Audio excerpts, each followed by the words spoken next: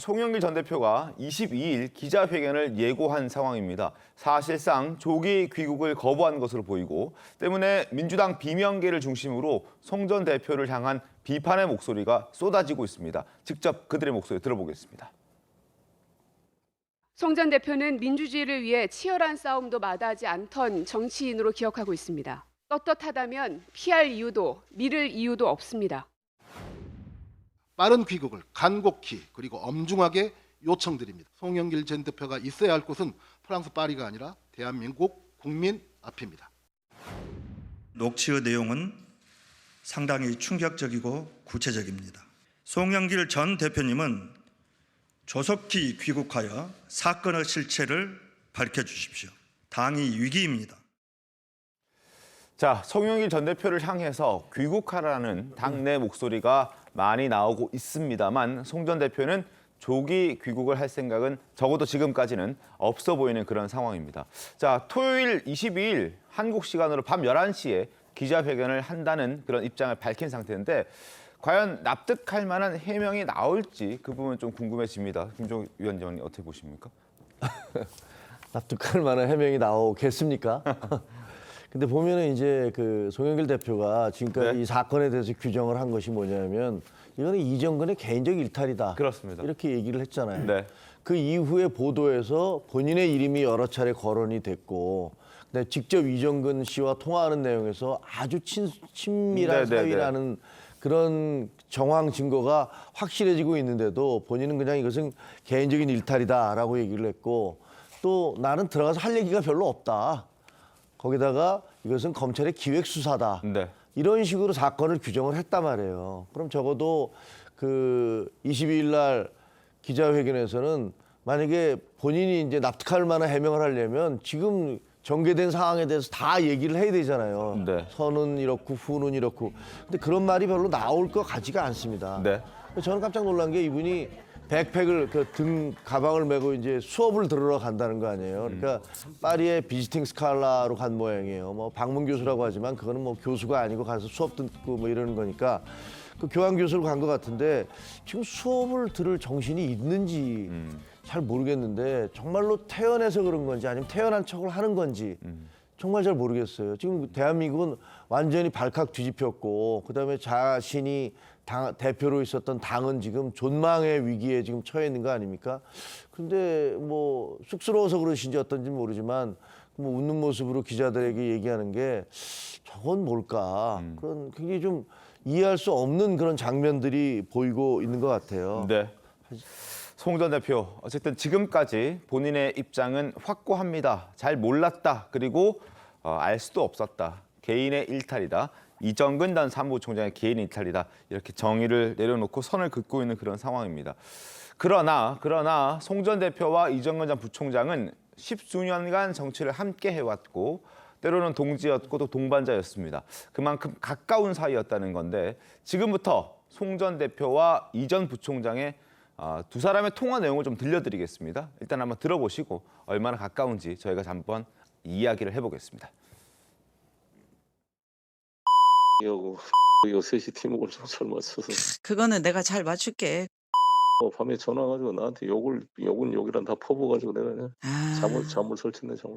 진짜 와서 이 충성 부대를 만들어놨어. 백업하는 그 군단을 내가 하여튼 오늘부터 만들게. 하여튼 뭐든 다 의논하고. 네 알았어. 응. 자, 구체적으로 어떤 상황이었는지 적어도 이 돈봉투 의혹과 관련된 상황은 아닌 것으로 보여지긴 하는데 그래도 아주 사소한 내용들까지 세세하게 두 사람은 통화를 하고 공유를 하고 있었고 서로 상의를 했고 해결을 해 나가는 모습을 짧았지만 그 통화 내용에서 확인할 수 있었습니다. 그만큼 두 사람의 신뢰가 상당했기 때문에 개인의 일탈로 지금 송영길 전 대표가 선을 긋고 있는 게 과연 국민들에게 이게 잘 받아들여질지에 대해서는 저희가 한번 좀 의심을 품어봐야 될 것 같은데 어떻게 좀 보셨습니까? 통화 내용에 대해서? 그 우리가 평소에 친한 사람하고 대화 나눌 때 나오는 단어들이 있잖아요. 네. 그 톤을 보거나 단어들을 보면은 상당히 오래 기간 또 서로 알고 있었다는 게 드러나고 네, 그 서로 존칭을 사용하지 않잖아요. 그렇죠. 반말을 하지 않습니까? 네. 그만큼 뭐 오빠 동생 뭐 이 사이가 아니었을까 그 정도로 굉장히 개인적으로 가까웠던 사이였기 때문에 내가 이정근을 모른다 아니면 모른다는 얘기는 안 했지만 이정근의 그냥 개인 일탈이다 이렇게 보기에는 힘들 것 같고 또 여기 이정근이 거기에서 나오는 얘기가 백업하는 군단을 내가 오늘부터 만들게 이 단어가 나오잖아요. 네. 그럼 이 군단을 뭘로 만들었겠습니까? 결국에는 지금 얘기가 나오는 돈 봉투로 돈을 살포해서 그 군단을 만들었지 않았을까? 생각할 수 있는. 할 수 있죠. 즉 송영길 대표, 그 송영길 대표가 당시에 이런 무슨 지시를 하니까 네. 그 지시에 의해서 뭐 서로 합의 맞아서 그래 그러면은 오빠를 돕기 위해서 내가 군단을 만들게. 그러면은 송영길 대표가 결국에는 인지하고 있었다는 사실 아니겠습니까? 그래서 이건 서로 가까웠다는 것을 보여주는 것뿐만 아니라 네. 지금 나오고 있는 여러 가지 이 돈 살포, 불법 자금 이 부분에 대해서 송영길 대표가 충분히 인지하고 있지 않았을까라는 것을 생각하게 하는 부분인 것 같습니다. 알겠습니다. 장윤희 변호사님 어떻게 보셨습니까? 네, 굉장히 가까운 사이죠. 그래서 사무부총장 자리에도 앉힌 겁니다. 네. 이 사무부총장 자리에 맞는 인물인지에 대해서도 당내에선 설왕설래가 있었지만 송영길 대표 체제에서는 이정근 사무부총장, 이 당의 살림을 사는 것이거든요. 그래서 굉장한 신뢰관계가 있었다, 믿는 관계였다, 측근으로 분류됐다라는 건 부인할 수가 없어 보이고요. 지금 이 녹취에서 나오는 사실, 뭐 얼마 전까지만 해도 민주당에서는 송영길 대표가 직접 녹취에 등장하진 않지 않느냐라고 하지만 네네네. 예, 등장했죠. 그리고 등장했죠. 이정근 사무부총장과 네. 통화를 하는 내용이었습니다. 그렇다면 이 국면을 해결하는 방향은 사실 하나입니다. 송영길 대표가 조기 귀국해서요 상황을 설명해야 됩니다. 이 설명을 송영길 대표를 대신해서 해줄 사람은 없습니다. 지금 강내구 이사 같은 경우에 검찰이 영장을 청구했다라고 밝혔죠. 네. 부인하고 있는 취지로 알려지고 있는데 녹취의 내용이 너무나 많고 너무나 많은 만큼 하나하나 다 가공되거나 조작됐거나라고 주장해보기는 어려운 것 같습니다. 그리고 대단히 구체적이어서 거기에 부합하는 사실관계들이 드러나게 되면 영장 발부 가능성도 높아지고 사실상 송영길 대표로 수사는 경유해서 올라갈 수밖에 없을 겁니다. 알겠습니다. 자, 그리고 이런 가운데 이정근 전 부총장의 녹취 파일에서 돈 봉투에 들어간 그 자금을 마련해 준 것으로 의심되는 스폰서, 그러니까 돈줄이 있었다는 게 좀 드러나고 있는 것 같습니다. 강내구 씨와 지금 이정근 전 부총장 사이에 통화하는 내용을 들어보면 그 스폰서에게 돈을 받아내는 방법을 서로 상의하기도 하는 그런 모습도 보였거든요. 두 사람 통화 내용 한번 들어보겠습니다. 월요일 날 오면 밥값이 없다. 현찰로 좀 마련해줘라. 얘기해 놓으십시오. 얼마? 그러면은 1,000만 원 이렇게 얘기해야 돼. 그러면 얘는 100만 원을 생각하고 있다. 1,000만 원을 두드려 맞기 때문에 500을 갖고 옵니다. 아시겠죠? 진짜 완전 엑기스 전수해주네요. 자, 해당 스폰서 김 씨로 알려져 있는데 그 사람의 성향까지. 그러니까 처음부터 필요한 돈을 요구해서는 안 되고 그보다 더 부풀려서 요구를 해야 그 정도의 수준의 돈을 받아낼 수 있다라는 어떤 그 스킬까지 알려주는 걸 봤을 때는 한두 번 해본 건 아닌 것 같다는 생각도 들긴 합니다. 어떻게 보셨습니까? 뭐 굉장히 참담하죠. 저거 그냥 들으면 건설 현장에서 조직폭력배가 기업체, 건설 회사한테 돈 뜯어내는 것과 뭐가 다르겠습니까? 야, 우리 돈 없으니까 네. 1억 내놔, 뭐 1,000만 원 내놔. 야, 뭐 그래야지. 저희가 그 돈이 어디 있습니까? 이거 좀 깎아주세요. 이러면서 이제 주는 건데 지금 정치 자금을 받아내는 방법도 똑같이 그렇게 했다는 거 아니겠습니까? 근데 저걸 들으면서 참담하지 않을 국민들이 어디 있겠습니까? 그게 쉽게 보면 진보정당이라는 민주당에서 네. 그 당의 핵심 관계자들이 저런 식의 대화를 주고받았다는 사실이 지금 공개된 거 아닙니까? 정말로 뭐라고 드릴 말씀이 없고요. 명백하게 이 진상을 밝혀내서 네. 과연 어디까지 얼마나 많은 돈을 그동안 받아왔고 그다음에 그런 식으로 어떻게 뿌려왔는지가 다 낱낱이 드러나야 된다라고 생각을 합니다. 지금 알려진 건 9,400만 원입니다만 오늘 보도를 봤더니 9,400만 원을 훌쩍 넘는 수억 원에 대한 규모가 그렇게 커질 수도 있다라는 보도도 있더군요. 한번 그 부분은 좀 지켜봐야 될 것 같습니다. 그리고 그 스폰서로 알려진 김 씨도 송영길 전 대표와 굉장히 친분이 깊다고 알려져 있던데요, 장윤희 변호사님? 일단 그 돈을 형성한 가장 그 시발점 아니겠습니까? 당연히 검찰에서도 이 부분을 짚을 텐데 그렇다면 송영길 대표가 어느 정도 인지하고 있었는지에 따라서 사실 법정형이 달라집니다. 이 정당법 위반을 전제로 봤을 때 이 금품을 오고 가게 했느냐, 이 부분을 금품을 주고받았느냐라고 하면 3년 이하지만요. 지시했느냐라고 하면 5년 이하입니다. 더 높이, 더 강하게 처벌을 받는 겁니다. 그렇다면 이 스폰서라고 지칭되고 있는 김 씨의 존재를 알았는지, 그 사람이 얼마를 몇 해간 갖다 줬고 그 돈이 어떤 경위로 뿌려졌는지를 어느 선까지 알았는지가 상당히 중요해 보이고요. 지금 오간 녹취를 보면 아예 몰랐다라고 항변을 끝까지 송 대표가 할 수 있을지, 그러니까 이 김 씨, 이 스폰서와도 연결고리가 있는 거 아니냐라는 전망, 분석이 나오는 것 같습니다. 알겠습니다. 따져봐야 될 부분들이 한두 가지가 아닌데요. 일단 김 씨가 돈을 준 대가로 그 김 씨의 딸을 이재명 캠프에 출근시켰다라는 녹음 파일도 있습니다. 이 윤관석 의원과 이정은 전 부총장 사이의 대화에 그런 내용들이 등장하는데 한번 들어보시죠. 오늘부터 출근했다. 아, 그랬어요? 정무팀에 내가 야, 전화해볼게요. 있나? 촐랑거리고 또 여기저기 얘기하지 말고 나한테 얘기도 안 하던데. 또 아마 그 전화를 받으면 너한테 아빠한테 먼저 하겠지. 그러니까 네가 또 제발 그 촐랑거리지 말고 가만히 있어. 또 자, 결국 송영길 대표와 잘 아는 스폰서 김 씨가 있고, 그리고 그 이후에 그 돈을 받아서 돈 봉투로 이렇게 당 경선 과정에서 살포를 하고 난 다음에, 그리고 이재명 그 당시 대선 후보 캠프에 그 대가로 딸을 취업시켜줬다. 이렇게 볼 수 있는 그런 정황들이 나온 겁니다. 자, 화면 한번 보도록 하겠습니다. 비디오를 좀 띄워주시기 바라겠습니다. 자, 자녀의 스폰서 이대선 캠프에서도 근무를 했다. 2021년 10월 14일 오전에 윤관석 의원과 그리고 이정은 전 부총장의 통화 내용에서 여러 가지 내용들이 나왔는데요. 일단 윤관석 의원이 스폰서 김 씨 딸의 이력서를 달라고 해라라고 했더니 보름 뒤에 이제 또 통화를 하게 된 거죠. 오늘부터 출근했다, 정무팀에. 그리고 촐랑거리지 말고 여기저기 얘기하고 다니지 말고 제발 좀 가만히 있어라라고 얘기를 하는 겁니다. 자, 어찌됐든 이런 상황들이 있었기 때문에 여러 가지 말들이 참 많았던 거고, 그리고 JTBC 보도에 따르면 김 씨의 딸은 또 이재명 대표의 어떠한 여러 가지 일들을 도왔다라고 하는데, 이 부분은 어떻게 좀 봐야 될까요?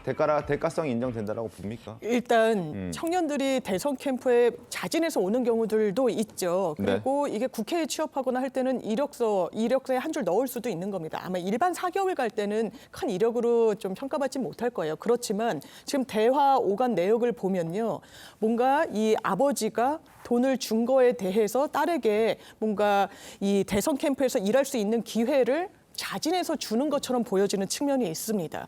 그렇다면 이 너무 사람이 많고 이런 부분을 감안하더라도 이게 특혜로 비칠 수 있는 부분도 분명히 있기 때문에 이게 어떤 대가 관계가 혹시 있었나? 왜냐하면 대가 관계라는 건 법적 평가를 할 때 상당히 포괄적으로 인정이 되기 때문에요. 이 부분까지 좀 짚어봐야 될 부분이 있는 것 같고요. 그리고 이정근 사무부총장이 어떤 좀 평판을 받았는지가 저는 이 녹취에 나온다고 봅니다. 촐랑거리지 말고 제발 좀 자중하라는 취지로 거듭 이야기를 하거든요. 그렇다면 이 부분과 관련해서도 본인이 뭐 검찰이 협조를 하는지 안 하는지는 뭐 정확하게 알려지고 있지는 않지만 좀 부적절하다는 점에 대해서는 이론의 여지가 없다라고 생각합니다. 이재명 의원님, 그리고 이재명 대선 캠프에 꽂았다. 뭐 이재명 대표와 관련성 좀 어떻게 보십니까? 그리고 그 말씀하신 대로 이 정무팀에 넣어줬잖아요. 네. 정무팀에는 민감한 정보들이 말 그대로 많이 돌아다닐 거 아니에요. 그러니까 대선 캠프뿐만 아니고 모든 선거 캠프에서 정무팀은 매우 중요합니다. 그래서 정무팀에 들어갈 때는 뭐 정무팀장도 있고 뭐 그 좀 직급은 있겠지만 그 누구도 감히 들어갈 수 없는 검증을 하는 건데, 그 정무팀에 넣어줬다는 거는 그만큼 윤관석 사무총장이, 당시 사무총장이 중요한 사람을, 이 김 씨를 이재명한테까지도 연결을 해주고 싶지 않았나라는 그 부분을 우리가 의심할 수 있다고 저는 생각을 하고요. 또 하나는 이정근의 아까 말씀하셨지만 촐랑거리지 마, 요 부분 있잖아요. 여기서 다시 한번 말씀드리고 싶은데, 저기에서 저희가 뭘 유추해낼 수 있냐면은 이정근 이 사무부총장은, 이정근이라는 사람은 뭐든지 자기가 알면은 내가 했다, 내가 이렇게 만들어냈다라고 그 사람들한테 이렇게 얘기를 하는 스타일이기 때문에 주위 사람들한테 이렇게 떠벌리고 다니니까 윤관석 의원이 야 제발 요번만큼은 좀 조용히 해, 이런 얘기를 한 거 아니겠습니까? 뭘 유추해낼 수 있느냐? 아마도 예전에 돈을 받으면 그걸 삽입했을 때 분명히 송 대표나 윤관순 사무총장 그 주위에 있던 모든 사람들한테 내가 이렇게 열심히 하고 있어를 굉장히 많이 떠벌리고 다녔을 거예요. 즉 송 대표가 나는 몰랐다라는 얘기가 또 한 번 믿겨지지 않는다. 이런 부분을 저는 알 수 있을 것 같아요. 알겠습니다. 저는 어저께 그 녹취록이 공개됨으로 해서 네. 이 돈봉투 사건이 또 다른 차원으로 진화하고 있다라고 어떤 생각을 합니다. 차원이요? 그러니까 두 가지가 있잖아요. 하나는 송영길 대표가 관계가 있나 없나에 대한 그런 상당한 논란이 있었는데 이정근과 얼마나 가까운 사이였는지를 보여주는 직접 목소리가 등장한 거 아닙니까? 네. 그 이전에는 간접적으로 뭐 송이 있는 데서 송이 네, 얘기를 네. 했어 이런 얘기지만 이정근과 직접 대화를 하고 있는 그런 것들이 등장을 했고 또 하나는 이재명 대표와의 관계예요. 그런데 지금까지 수많은 의혹, 돈봉투 의혹이 있었지만 이재명 대표라는 이름은 안 나왔었어요. 네. 전혀. 그런데 지금 이제 그 고리가 이제 드러나기 시작하는 것 대선 아니냐라는 그런 의문을 살 수가 있어요. 지금 보시다시피 저 이재명 대표의 캠프에 네. 정무팀에 그 핵심적인 정무팀에 어떻게 전혀 그냥 이력서 한 장 받으라 그러니까 몇 시간 뒤에 이력서를 받아서 바로 이렇게 건네줄 수가 있는 건지 그런 정도로 가까울 정도면 그동안에 사람들이 지적했던 이심송심 네. 그러니까 이재명과 그 송 대표는 송영길은 결국은 한 몸이었구나 한 팀이었구나 이런 것들을 보여주는 그런 이제 시작이 아니겠습니까? 모르겠습니다. 앞으로 얼마나 더 많은 그런 녹취록의 대화가 나올지 모르겠습니다만 적어도 그 고리가 이제 밝혀지기 시작하는 것이다. 이렇게 보여집니다. 그렇다면 이재명 대표로서도 뭐 송영길 그 전 대표한테 네.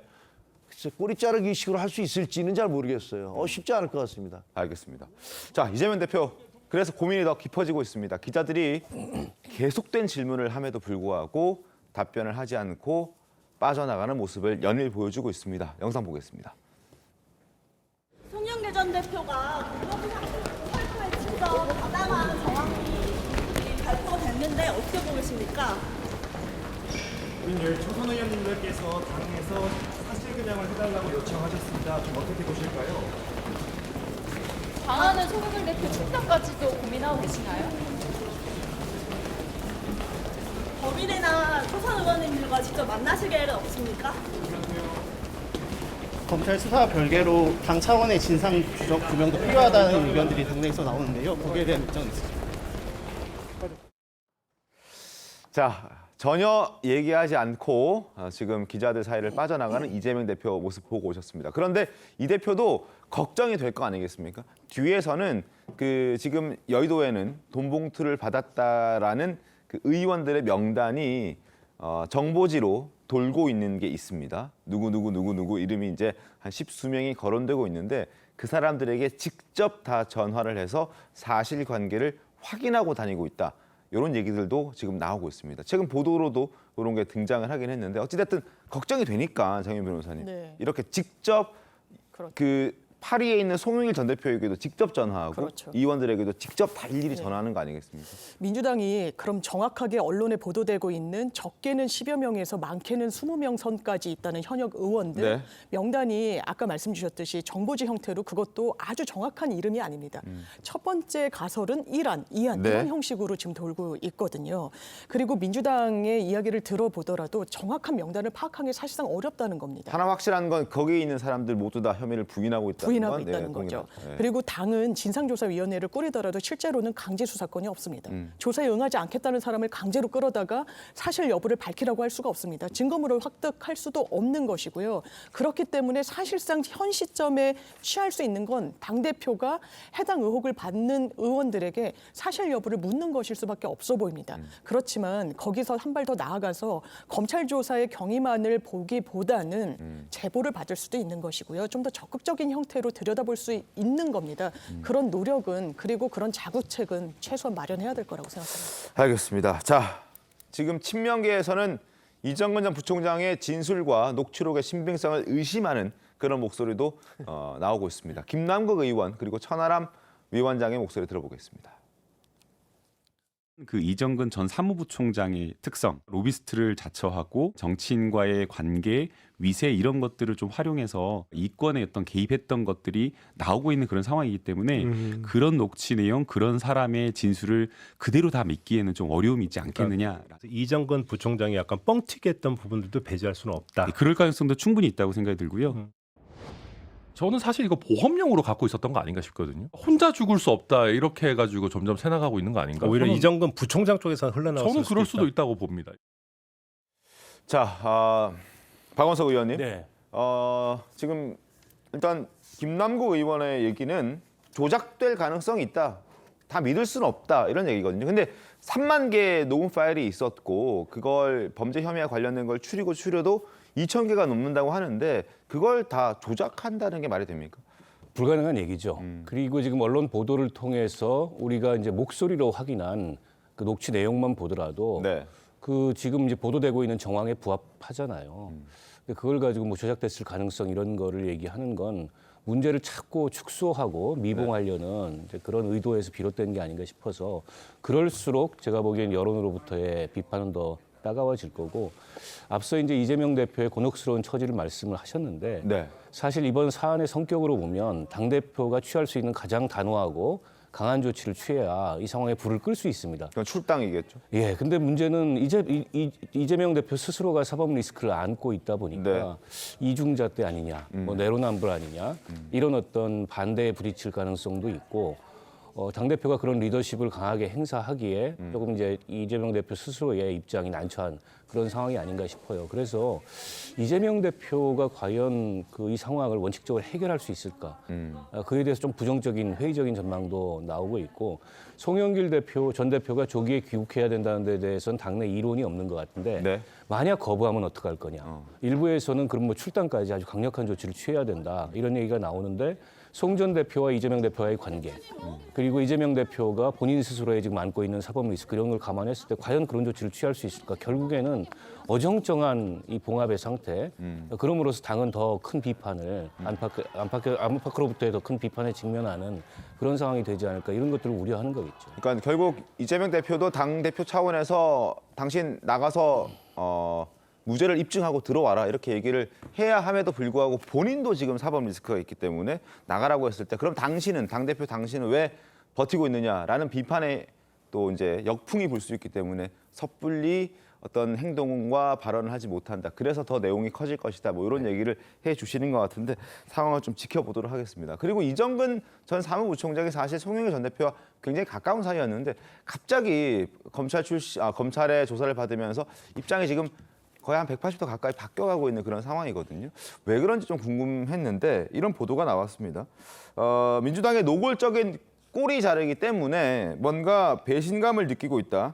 그래서 이렇게 지금 입장을 바꿔서 실토를 하고 있다. 이런 얘기들이 나오고 있습니다. 유동규 씨 때와 꽤나 비슷한 그런 모습이에요. 어떻게 보셨습니까? 이정근 전 사무부총장의 텔레그램 내용까지도 다 지금 공개가 되고 있단 말이에요. 그건 본인이 검찰에 협조하지 않으면 될 수가 없는 거잖아요. 네.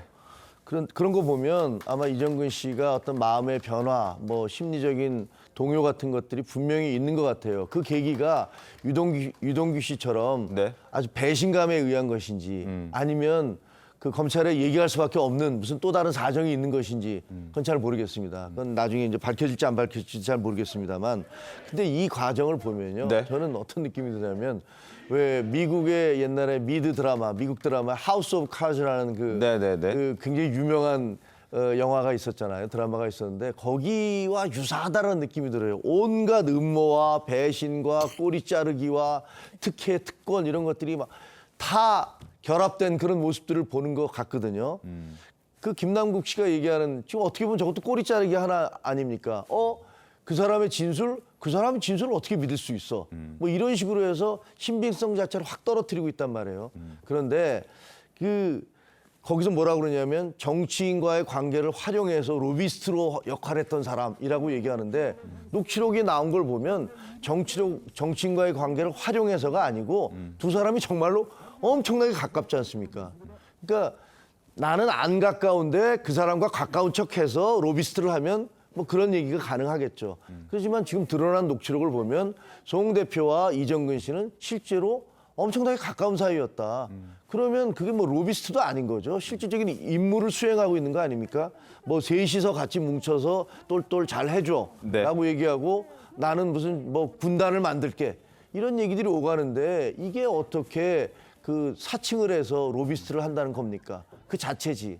그러니까 이런 식으로 사실관계를 호도해서 꼬리 자르기려 하고 이정근 씨를 그 배척하고 배제해내려는 이런 시도를 한다면 이정근 씨가 제2, 제3의 폭로 또 다른 녹취록에 있지 않은 폭로를 하지 말란 그런 법도 없습니다. 알겠습니다. 그리고 지금 민주당이 또 하나 제기하고 있는 의혹은 지금 이렇게 녹취록이 나오게 된 그 출처가 검찰이다라고 얘기를 하면서 또 검찰 향한 비판의 목소리를 내고 있습니다.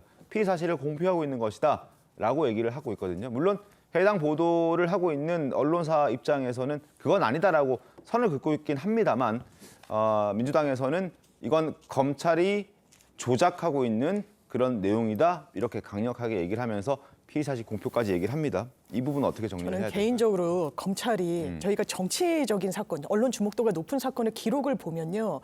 검찰이 수사 과정 중에 언론을 뭐 나쁜 말로 이용했구나라고 보여지는 부분들도 있는 경우는 있습니다. 그거는 뭐 네, 어느 그렇죠. 정권이나 그러니까 뭐 여론전을 좀 펼치는 거죠. 그런데 이 사건으로 돌아와서 이 녹취 파일을 특정 언론사에 검찰에 주었을까? 사실 상상하기 어렵습니다. 왜냐하면 본인들이 다칠 수 있기 때문이에요.